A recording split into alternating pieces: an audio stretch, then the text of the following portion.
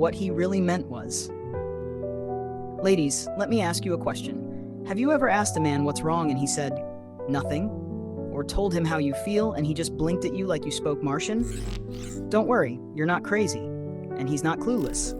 Y'all are just speaking different emotional languages. So today, Aunt Corrie's breaking down the most common man-speak phrases and what he really meant when he said them. Because sometimes, silence is a message. You just have to know how to read it. 1. I'm fine. Translation, I don't know how to explain what I feel without sounding weak or dramatic. He's not fine. He's frozen. And if he says it in a flat tone, he's likely emotionally overwhelmed or afraid you won't take it seriously. 2. It's whatever. Translation, I don't think I have a say here. He may feel like every time he brings up his opinion, it turns into a fight. So now he plays dead. 3. I don't want to argue. Translation, I'm scared this will turn into a power struggle I can't win. This isn't peacekeeping, it's retreat. If he shuts it down fast, he's not trying to avoid you. He's trying to avoid losing his dignity in another emotional war. 4. Silence after you cry. Translation, I feel helpless, and I'd rather say nothing than say the wrong thing. Many men were never taught how to sit with emotion, especially not your emotion. So they freeze, not because they don't care, but because they care and feel useless. 5. Just tell me what to do. Translation, I want to fix this, but I don't know how. Men are fixers by nature. If he's asking for direction, he might not be emotionally tuned in, but he's still invested. Use this moment to guide, not guilt him. Why this matters. See, ladies, the way we express love is not always the way they receive it.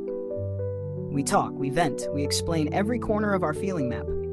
But many men, they were raised to skip all that. They were told, be strong, don't cry, handle it. So when emotion rises, they either stuff it down or shut it out. And the worst part, we misread it. We think he doesn't care, that he's cold, that he's emotionally unavailable. But the truth is, he's emotionally underdeveloped. Not because he's broken, because no one showed him how to build that part of himself. What you can do differently. So what do you do when you hear one of these classic shutdowns? Ask better questions. Don't say, what's wrong with you? Say, what happened that made you feel like this? Validate the silence. Say, I get that this might be hard to talk about. I'm here when you're ready. Don't fill in the blanks for him. Give him space to think, even if it's uncomfortable. Be patient. Not passive, but patient. Growth takes time, and trust takes practice. And most of all, don't punish a man for finally opening up. That's the quickest way to make sure he never does it again. So next time he says, I'm fine, look a little closer. Next time he's quiet, lean in. Not with pressure, but with presence. Because behind every emotional wall is a story he wasn't sure he was safe enough to tell. And if you create that safety, baby, you won't believe what he's been waiting to say.